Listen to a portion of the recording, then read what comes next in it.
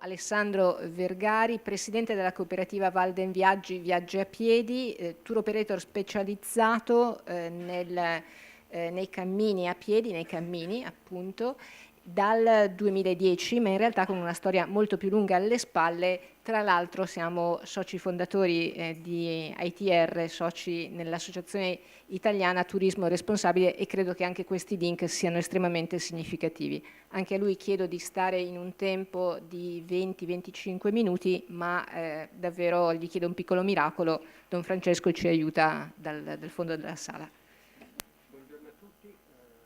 Buongiorno a tutti, sono Alessandro Vergari, dal 99 faccio la guida ambientale escursionistica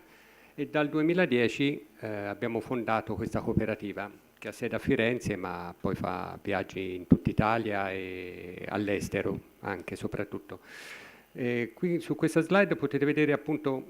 giusto per far capire che c'è un movimento di turismo che cammina. Quando abbiamo fondato la cooperativa nel 2010 avevamo un catalogo 50 viaggi, tra cui più o meno la metà erano 30 in Italia e 20 all'estero in Europa, di cui solo uno in Sardegna. Mentre nel 2019, cioè l'anno prossimo, abbiamo già in catalogo 110 viaggi, 11 per il mondo, cioè extraeuropei, 32 in Europa, 55 in Italia e ben 6 in Sardegna. Quindi, come vedete, in 9 anni, 8 praticamente, abbiamo fatto un bel salto. Questo vuol dire che la gente cammina, spende soldi per camminare e si affida sempre di più anche a degli operatori specializzati in questo tipo di viaggi. Non che va benissimo camminare da soli, come abbiamo visto nei tanti cammini. Santiago è un esempio classico di cammini che si può fare da soli in autonomia. Però tante persone che anche magari hanno fatto il Cammino di Santiago poi si rivolgono a noi per fare delle esperienze un po' diverse. Spesso la nostra clientela è anche persone che magari lavorano tutto il tempo, tutti i giorni, e quindi non hanno il tempo di auto-organizzarsi, di prendere tutte le informazioni necessarie per fare un cammino per conto proprio. E allora la cosa più semplice è rivolgersi a una guida, a un tour operator, a una guida che organizza poi tutto lui, quindi le persone poi vengono, diciamo, condotte quasi per mano a fare un'esperienza, perché poi nella nostra cooperativa, aspetta, non l'ho messo, ma nella nostra cooperativa la cosa importante sono proprio le guide, non è tanto il viaggio, che potrebbe essere come in tanti tour, in tanti cataloghi di agenzie turistiche, c'è il viaggio alle Mauritius, in Polonia, in Inghilterra, che viene fatto così in base alla destinazione, ma qui molto spesso è proprio la guida che accompagna, che conosce il territorio, che propone un'esperienza e che quindi la fa vivere ai partecipanti. Stavo facendo con la slide successiva, ecco, allora questo è l'esempio del nostro viaggio in Sardegna a Capodanno. In questo caso è un viaggio un po' particolare perché è un viaggio sempre di escursionismo, però non itinerante ma stanziale. Abbiamo scelto un posto anche abbastanza particolare della Sardegna, questo villaggio Carovana è a Castiadas, quindi nel centro-sud della Sardegna, in una zona che di per sé non ha grandi attrattive, però il viaggio è già completo, già da diverso tempo. E perché? Perché comunque offriamo un'esperienza anche in questo caso. Il villaggio Carovana è una struttura piccola, ha 16 posti letto, e i nostri gruppi al massimo sono di 15-16 persone. È una struttura con attenzione alla sostenibilità ambientale, quindi tutta una serie di accorgimenti per risparmiare l'acqua, per pannelli solari, attenzione alla natura, al riciclaggio del materiale. La gente sta insieme, quindi il valore di questa esperienza è che si cammina, poi si va a vedere i dintorni del- di questo villaggio, cioè quindi ci si sposta fino al mare, nell'interno, però la grande soddisfazione poi delle persone è quella di vivere proprio un'esperienza a contatto con la terra sarda e con i sardi, perché poi i proprietari sono appunto autoctoni, sono di qui, quindi stanno attenti alla cucina, stanno attenti anche alla tradizione, quindi c'è la maniera eh, di vivere veramente un aspetto importante. E, rispetto, ecco, volevo far vedere questa invece è l'associazione a cui invece, allora, perché cosa succede? In molti posti cerchiamo appunto guide locali. In questo caso in Sardegna ci siamo avvalsi di Simone De Pau, che fa parte il responsabile dell'associazione Sardinia Emotion, ed è lui che quindi cura i nostri itinerari in Sardegna, proprio perché ci vuole una guida del posto, perché è meglio solo una guida del posto può conoscere il suo territorio. Mentre in altri casi, per esempio, invece ci avvaliamo di guide che comunque hanno già fatto esperienze. Io per esempio sono un creatore di itinerari, quindi vado spesso anche proprio all'estero e porto le persone all'estero in vari posti, dalla Turchia all'Iran, in Asia, in Etiopia, sono stato recentemente in Etiopia e quindi più che altro creo il viaggio che poi nel posto, sul luogo, si avvale delle guide locali, di associazioni particolari. Per esempio in Etiopia si fa un viaggio nella zona del Tigray dove ci si avvale di una serie di rifugi di un'associazione che si chiama TESFA e che fa proprio turismo sostenibile nel posto, quindi anche lì incrementando l'economia locale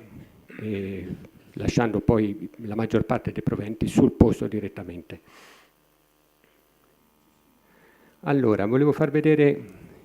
una breve carrellata dei viaggi che facciamo in Sardegna, proprio perché magari così abbiamo una panoramica di che cosa si può fare. L'isola è bellissima, c'è tantissime opportunità di camminare e noi abbiamo scelto alcune in particolare, tra cui quelle che vanno poi, diciamo, più di moda, che vengano vendute anche meglio, sono i posti dove si può coniugare la camminata con il mare, cioè quindi con la possibilità poi di andare il pomeriggio o comunque durante il cammino di fare una sosta su una spiaggia e di fare un bagno, perché insomma, il mare della Sardegna è unico, quindi tante volte mi ritrovo in posti anche remoti o esotici e dico però qui il mare sembra come la Sardegna, insomma, e alla fine è un riferimento. Quindi una delle proposte è l'Asinara, dove anche qui c'è sempre si coniuga l'aspetto naturalistico all'aspetto culturale. Qui all'Asinara c'è tutta la storia del carcere, quindi anche lì testimonianze, come si diceva, la narrazione anche qui è importantissima.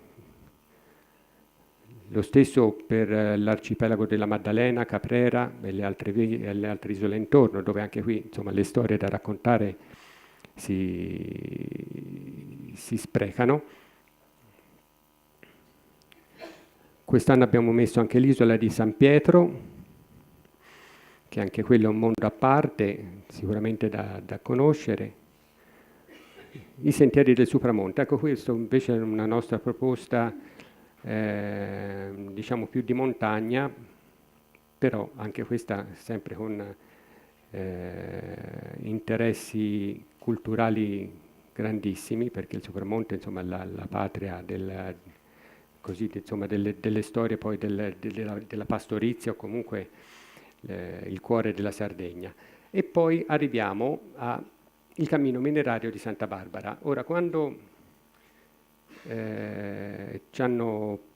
hanno proposto di partecipare a questo incontro, il cammino di Santa Barbara non era previsto per l'anno prossimo, però è stato proprio un motivo per inserirlo, per studiarlo un attimo, perché secondo me, comunque secondo il nostro modo di fare turismo, il cammino è un ottimo prodotto, almeno sulla carta, perché presenta appunto straordinari paesaggi, uno straordinario aspetto culturale che è quello appunto minerario e che penso sia difficilmente rinvenibile in altre zone. Per esempio sono andato quest'anno in Cornovaglia e anche la Cornovaglia è famosa per le miniere di stagno, lì ci hanno fatto un turismo incredibile, per cui non vedo perché non si possa anche sviluppare qui una cosa del genere.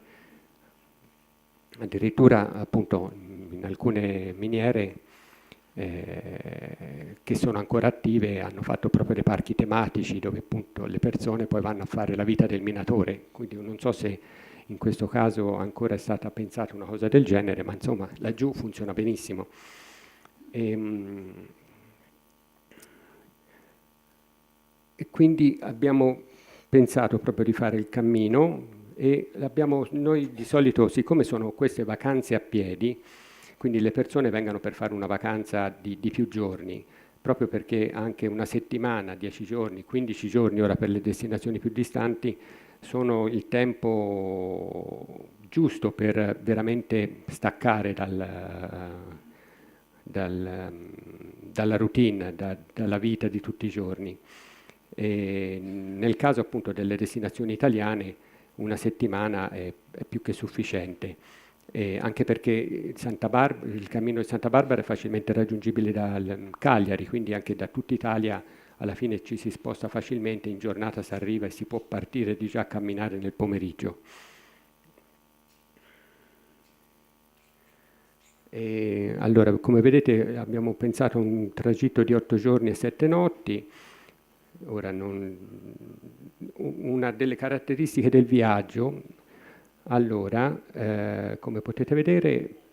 allora, ci sono due possibilità, dello zaino in spalla oppure la possibilità di richiedere il trasporto del bagaglio. Perché questo cosa succede?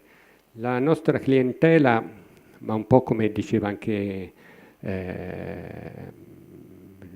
Roberta, è diciamo di una certa età. Chi viene a camminare in questo tipo di esperienze ha un'età media di 50-60 anni, forse anche di più, e quindi un po' di comodità non è disdegnata, e quindi soprattutto la possibilità di avere uno zaino leggero e quindi non doversi portare dietro tutto l'equipaggiamento, insomma, i cambi che sono necessari per una settimana di vacanza, è una grande opportunità, è una cosa che viene richiesta. Quindi anche le strutture o comunque i percorsi che offrono questa possibilità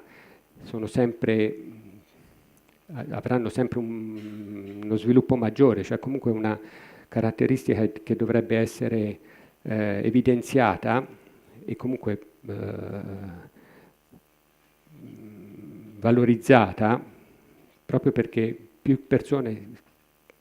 chiederanno sempre questo servizio. E questo viaggio quindi è anche un itinerante con un forte contatto con la popolazione locale, perché abbiamo visto che proprio anche le testimonianze che ci sono e che sono possibili reperire dei minatori, delle persone che vivono ancora di una tradizione e di un lavoro che fino a qualche anno fa era ancora attivo, sono ancora vive e presenti, hanno anche voglia di parlare, di incontrare. Quindi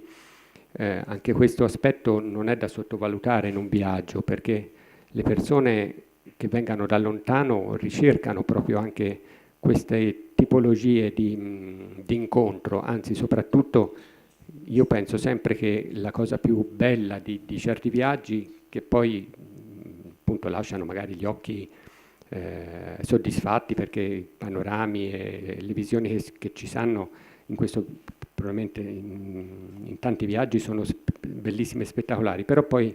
le emozioni più belle sono quelle umane che si hanno quando appunto si incontrano delle persone che raccontano storie vere, storie vissute.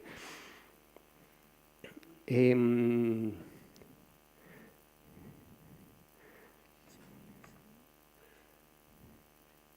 sì, aspetta, devo andare avanti. Allora, qui ora non mi soffermo più di tanto sul dettaglio delle tappe, abbiamo scelto però le prime tappe del percorso minerario di Santa Barbara perché ci sembravano poi le più interessanti, un po' perché facilmente raggiungibili e poi perché le più proprio dense di emozioni, di cose da vedere, c'è la maggior parte delle miniere più interessanti, c'è la parte poi del mare che appunto quindi non è da sottovalutare proprio perché anche le persone gli piace insomma passeggiare anche sul mare e poter fare magari anche un piccolo bagno.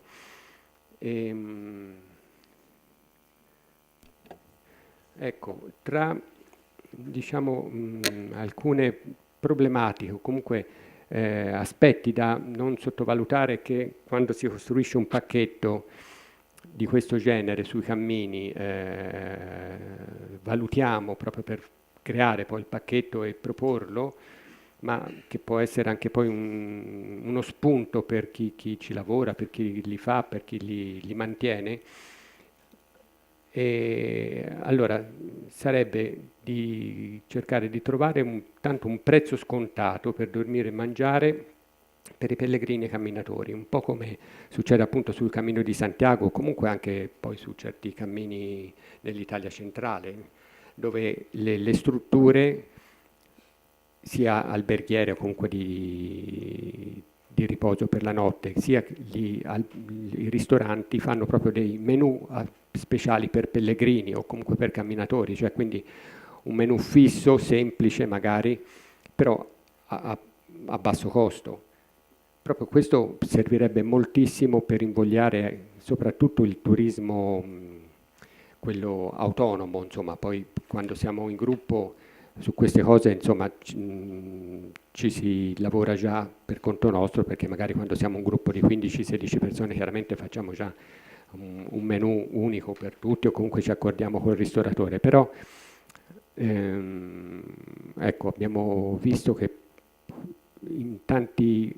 percorsi ancora questa attenzione non è stata valorizzata. E anche potenziare l'offerta di strutture adatte ai pellegrini o ai camminatori per gruppi, perché molto spesso, e penso che anche tutto lungo il percorso del cammino minerario,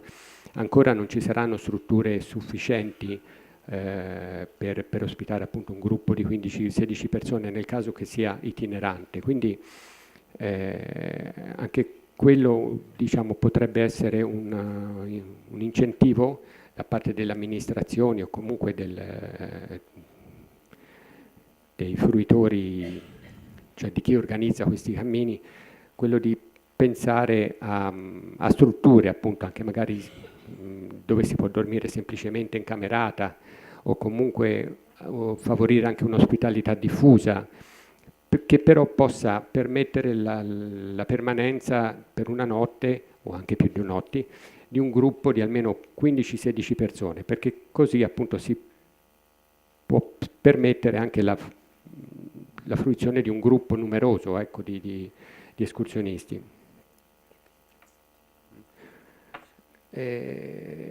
Ecco, brevemente abbiamo visto che sul percorso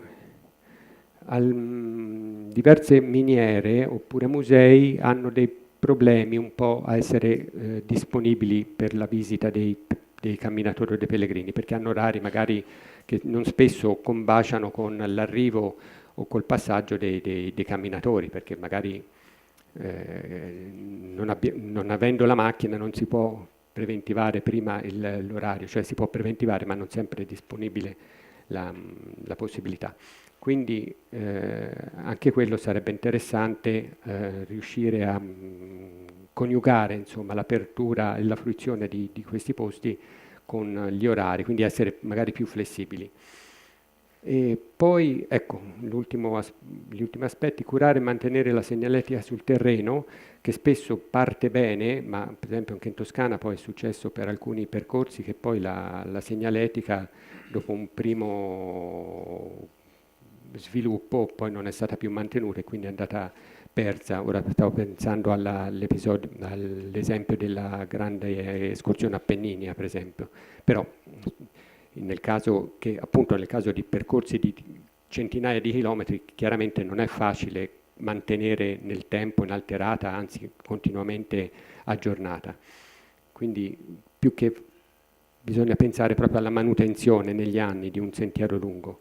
E poi l'ultima cosa, appunto, che questi percorsi sono fatti soprattutto di emozioni, di ospitalità e di autenticità. La gente quando viene a fare questi cammini, queste esperienze, cerca soprattutto emozioni e l'autenticità, cioè di cercare di vivere un'esperienza autentica, quindi lontana dagli stereotipi o comunque la cosa più importante è veramente sentirsi a casa. Se c'ho un minuto. In Toscana è stato fatto un cammino molto semplice, si chiama il Cammino di San Bartolomeo, sono 5 giorni, e quest'estate l'ho seguito un pochino perché ho degli amici che l'hanno creato e è un cammino anche lì creato dal basso, cioè da dei volontari che hanno iniziato a ripulire i sentieri tra l'Abetone, diciamo, e Pistoia, che appunto anche lì percorre delle chiese dedicate a questo San Bartolomeo, che è molto rinomato a Pistoia, è il santo dei bambini. E ho mandato degli amici a fare quest'estate un tratto del percorso e sono rimasti entusiasti non tanto sia dall'aspetto naturalistico, che però non è una montagna spettacolare, ma dall'incontro con le persone, perché si sentivano aspettati, cioè quindi era veramente un camminare, ma un camminare tra amici, tra persone che li ospitavano volentieri, che li vedevano passare con piacere. Ecco, quindi quando uno torna da un viaggio del genere con l'idea di essere accolto e ospitato, ecco, penso che sia la cosa più bella che poi gli rimane e che poi può trasmettere anche agli altri. Tourism Call to Action, 7 incontri formativi per la crescita turistica della destinazione Sardegna. Iscriviti su www.aeroportodiolbia.it.